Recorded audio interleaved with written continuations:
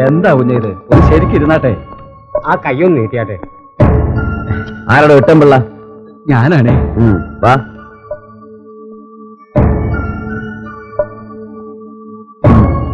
മരിച്ചുപോയ മായാപ്പിള്ള അറിയോ? എന്റെ സ്വന്തം മോളായിരുന്നു സാറേ അവള്. ഏത് ഭാര്യ? രണ്ടാമത്തെ ഭാര്യ. മൊത്തം എത്ര സംബന്ധം കഴിഞ്ഞു? 5. തനിക്ക് എവിടാണോ ജോലി? അല്ല, കിട്ടുന്നൊരാട്ടക്കാരനാ.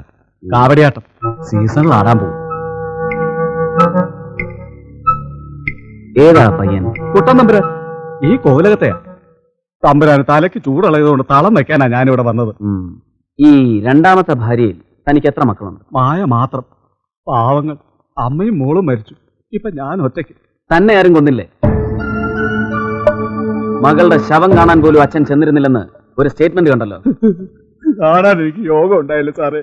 ഞാൻ ആടാൻ പളനിക്ക് പോയിരിക്കുകയായിരുന്നു. ചിത വെക്കുന്നവരെ കാത്തു. ഇയാളെ കണ്ടില്ല. മകൾ ആത്മഹത്യ ചെയ്താണെന്ന് താൻ വിശ്വസിക്കുന്നുണ്ട്? ഇതുപോലെ അവളുടെ അമ്മയും ആത്മഹത്യ ചെയ്യായിരുന്നു സാറേ.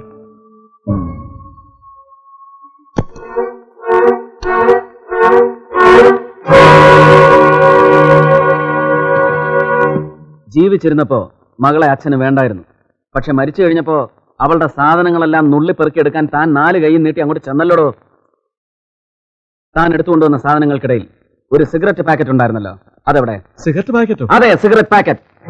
അതിനവർക്ക് സിഗരറ്റ് വലിക്കുന്ന സ്വഭാവം ഇല്ലായിരുന്നല്ലോ സാറേ. തൽക്കാലം കേസ് അന്വേഷണം തീരുന്നതുവരെ പുറത്ത് കാവടിയാട്ടം വേണ്ട.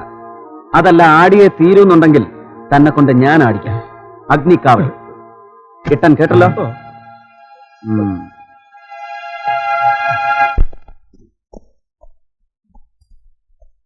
സർ, മൂസ ഞങ്ങളുടെ കസ്റ്റഡിയിൽ നിന്നും പ്രതാപവർമ്മയുടെ ആൾക്കാരെ തട്ടിക്കൊണ്ടുപോയി. ഒരു കളം അവൻ നമ്മളെ കയറിവിട്ടു. തെരഞ്ഞെടുപ്പ് സമയത്ത് ആർഡിയുടെ പേരിൽ അലിഗേഷൻ. പോലീസ് കസ്റ്റഡിയിലിരിക്കുന്ന പ്രതി മരിക്കുന്നു, ലോക്കപ്പ് മരണം. നമുക്കെതിരെ പ്രയോഗിക്കാൻ ഇതിലും ഒരു ആയുധമില്ല.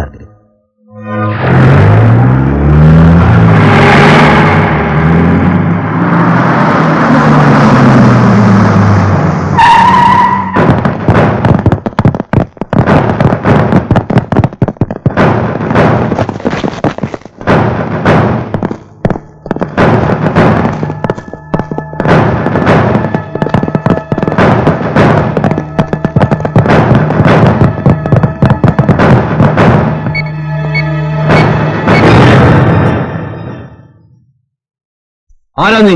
അനാവശ്യ ചോദ്യങ്ങളൊന്നും വേണ്ട. സെർച്ച് കഴിയുന്നവരെ അനങ്ങി പോരുത്. റവന്യൂ ഇന്റലിജൻസ് സഹകരിക്കുന്നതാണ് അങ്ങേക്ക് നല്ലത്. പൊന്നും വില കൊടുത്ത് വാങ്ങിക്കൂട്ടിയ കുടിലുകളുടെയും കൊട്ടാരങ്ങളുടെയും കണക്കാണ് ഞങ്ങൾക്ക് അറിയേണ്ടത്. ഈ കൊട്ടാരത്തിന്റെ അകത്ത് കയറി എന്നെ ചോദ്യം ചെയ്യാൻ ആരാണ് നിനക്കൊക്കെ അധികാരം തന്നത്? ഞാൻ, ജില്ലാ കളക്ടർ ഇന്ദിരാ നായനാർ. എനിക്ക് ഈ കൊട്ടാരത്തിൽ കയറാൻ നിങ്ങളുടെ പോലും അനുവാദം വേണ്ട. അന്തപുരത്തിലെ പൂട്ടിയിട്ടിരിക്കുന്ന പള്ളിയറകൾ ഓരോന്നായി തുറന്നു കാണിക്കണം തമ്പുരാൻ. നടക്കട്ടെ. എങ്കിലും കളക്ടറോട് ഒരു അപേക്ഷയുണ്ട്.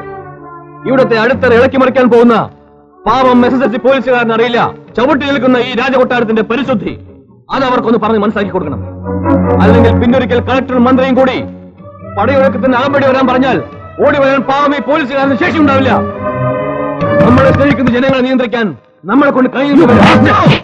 ഇത്തരം കാക്കി മൊഴികളൊന്നും ഈ പൊണ്ണുമൊബൈലിൽ നിന്ന് വിളിച്ച് പുറമ്പരുത്. താൻ തല്ലി തുറന്ന് അകത്ത് കയറുന്ന നാളുകളിലാണ് പണ്ടത്തെ മഹാന്മാരായ ചക്രവർത്തിമാരുടെ നാട് ഭരിച്ചിരുന്നെന്ന് ഞാൻ ഓർപ്പിക്കുന്നേ ഉള്ളൂ. കാട്ടുടെയും കൂട്ടുടെയും കൊട്ടാര മത്സരം നടക്കട്ടെ. പൊന്തി വരുന്ന പൊന്നും പൗളും ഒക്കെ എന്നെ ഒന്ന് കാണിക്കാനുള്ള സന്മനസ്സുണ്ടാകണം കളക്ടർ ഇന്ദിരാ നായനാർക്ക്.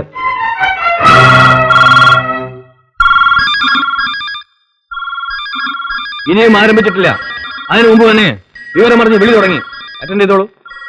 ഇനി അവരോടൊക്കെ മറുപടി പറയേണ്ടത് ഞാനല്ല, നീയും നിന്റെ ഭർത്താവുമാണ്. അവിടെ നിൽക്കണം. ഭഗവാനെ രക്ഷിക്കാൻ പോകും നമ്മൾ തടയരുത് കേട്ടോ. 75 വർഷമായി തെറ്റിക്കാത്ത പതിവാ. സെർച്ച് കഴിയുന്നവർ ആരും ഇവിടുന്ന് പുറത്തു പോകാൻ പാടില്ല. ഏത് വലിയ അമ്പരാനാലും ശരി. സേവിയർ, ആരോടാണ് കരുത്തുന്നറിയാമോ? പൊന്നുമ്പരാൻ ക്ഷമിക്കണം, പതിവ് തെറ്റിക്കണ്ട. ചെന്നാട്ടെ. സന്തോഷമായി. നമ്മൾ തടഞ്ഞതിന് ഇയാളോട് പരിഭവിക്കണ്ട കേട്ടോ. അയാൾ അയാളുടെ ജോലി ചെയ്തു, അത്രേ ഉള്ളൂ. പോട്ടെ.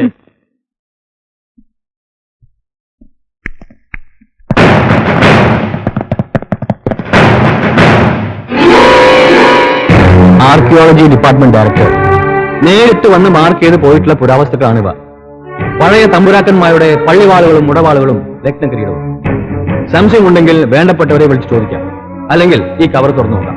എല്ലാം 200 വർഷങ്ങൾ വരെ കാലപ്പഴക്കമുണ്ടെന്ന് തെളിയിക്കപ്പെട്ടതിന്റെ സയന്റിഫിക് റിപ്പോർട്ട്. ഇനിയും ഈ നിലവറയിൽ നിന്ന് ഉരുകണോ കളക്ടർക്ക്? ലജിക്കണ്ട, നിങ്ങളുടെ മുഖ്യമന്ത്രി വരെ നിന്നുരുകയായിരിക്കും ഇപ്പോ. പിന്നെയാണോ നിസ്സാരയായ ഈ കളക്ടർ?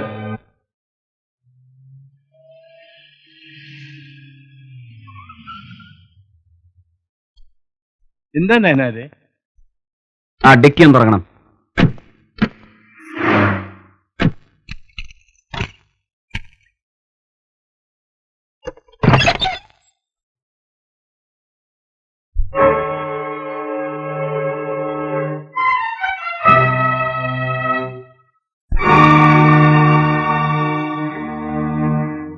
തമ്പുരാൻ, ഇതൊക്കെ കൊട്ടാരത്തിന്റെ രേഖകളിൽ പെടാത്ത അങ്ങയുടെ മകന്റെ ഭൂമിയിലെ സമ്പാദ്യങ്ങളാണ്.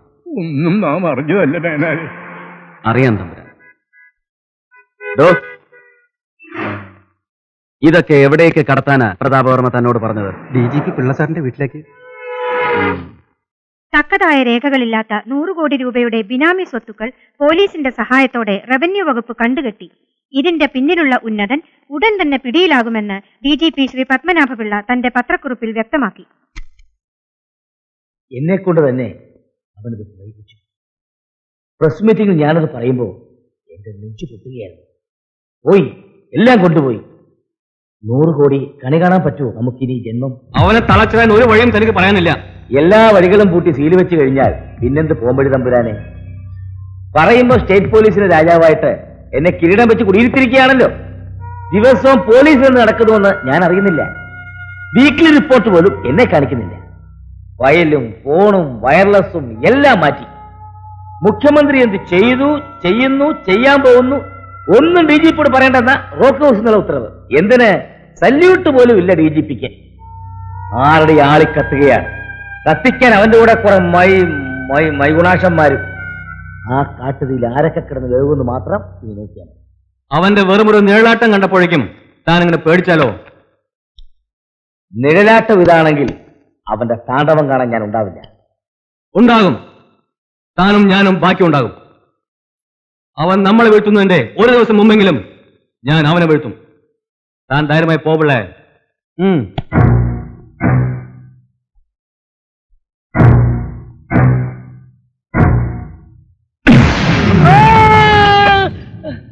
അറസ്റ്റ് ചെയ്യുന്നത് ഏതെല്ലാം കുറ്റങ്ങൾക്കാണെന്ന് അറിയണ്ടേ സാറിന്?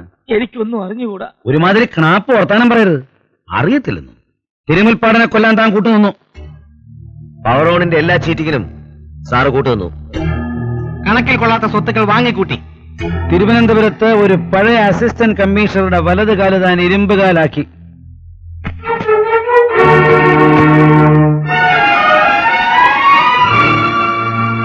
പ്രതാപവർമ്മ കളിച്ച എല്ലാ ഫൗൾ പ്ലേയിലും ഒരു ഫ്രോഡ് റെഫറിയുടെ റോളായിരുന്നു സാറിന്. വളരെ വൈകിപ്പോയി. ഇനി ഒന്നിൽ നിന്ന് ഒഴിഞ്ഞു മാറാൻ സാറിന് കഴിയില്ല. പറയൂ, സാർ മായാപ്പിള്ള എങ്ങനെയാണ് കൊന്നത്? ഞാനല്ല മായയെ കൊന്നത്. പിന്നെ ആരാ എന്റെ പിള്ളാച്ച? മൂസയാണ് കൊന്നത്. എന്നിട്ടത് ആത്മഹത്യയാക്കി മാറ്റി. ഞാനപ്പോ ആറ്റിങ്ങ ടിവിയിൽ ഇരിക്കുകയായിരുന്നു. ഞാൻ തിരിച്ചെത്തുമ്പോഴേക്കും എല്ലാം നടന്നു കഴിഞ്ഞു. വെറുതെ തലച്ചോറ് പുഴുങ്ങണ്ട. തന്റെ ഈ ഡിറ്റക്റ്റീവ് കഥ കേൾക്കാനുള്ള സമയമോ സൗകര്യമോ ഞങ്ങൾക്കില്ല. എന്താ നടന്നതെന്ന് ഞങ്ങൾക്കറിയാം.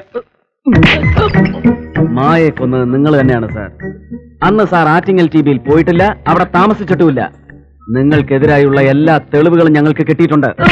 അവിവാഹിതയായ മായാപ്പിള്ളയിൽ നിങ്ങൾക്ക് പണ്ടേ ഒരു കണ്ണുണ്ടായിരുന്നു.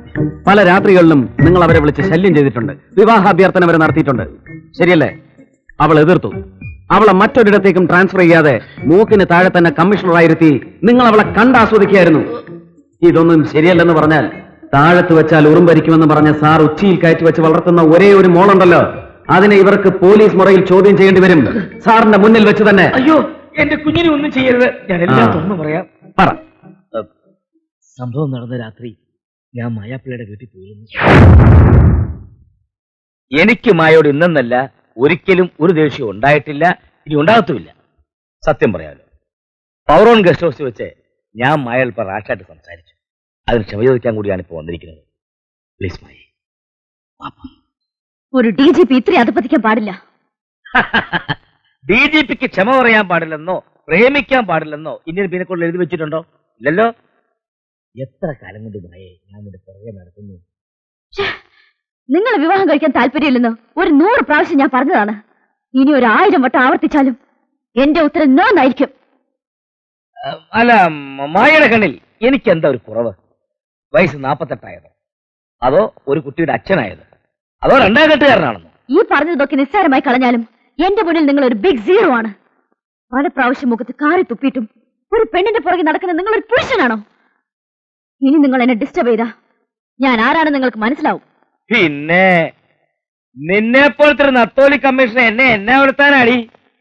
കാണാൻ നല്ല ഗുമ്മുള്ളൊരു ശരീരം, അതിനോട് ഭാര്യ മരിച്ച് എനിക്കൊരു ഭ്രമം തോന്നി. അതിന് നീ എന്നെ ഒരുപാട് നാള് പാട്ട കൂട്ടിച്ചു. ഇനി നിന്നെ ഇവിടുന്ന് പ്രശ്നമില്ല. Shut your slobber mouth, you sleeker!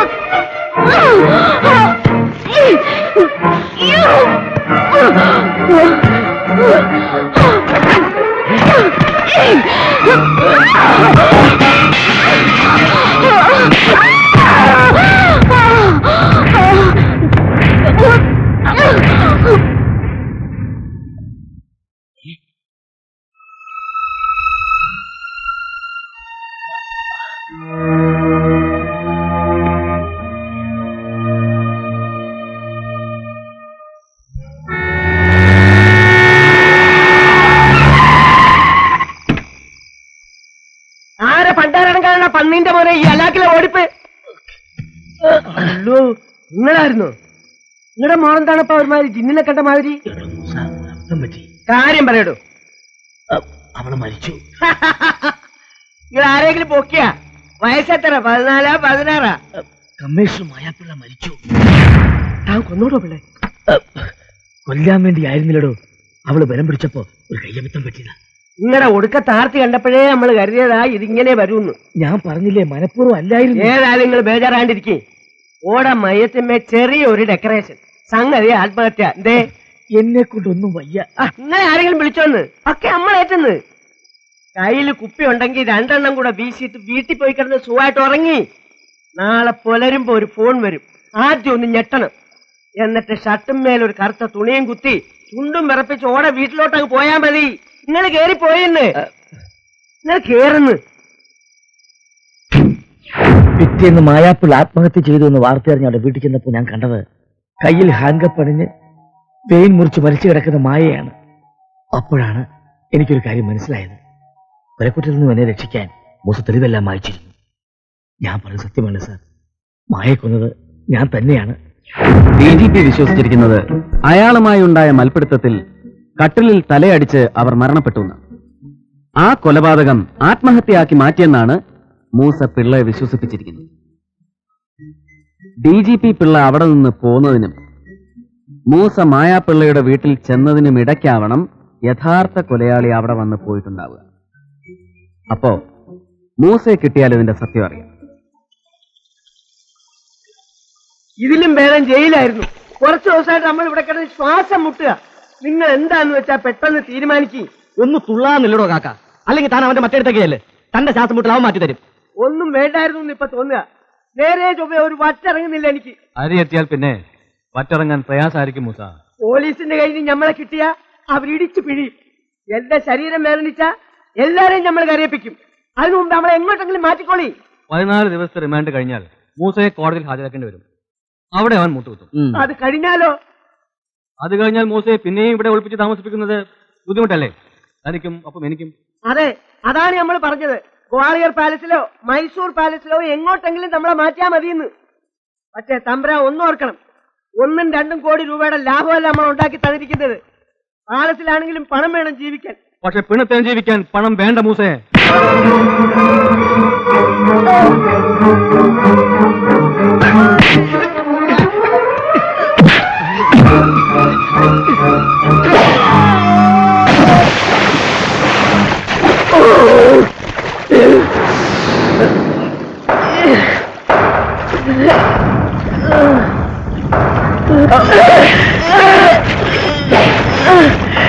ആ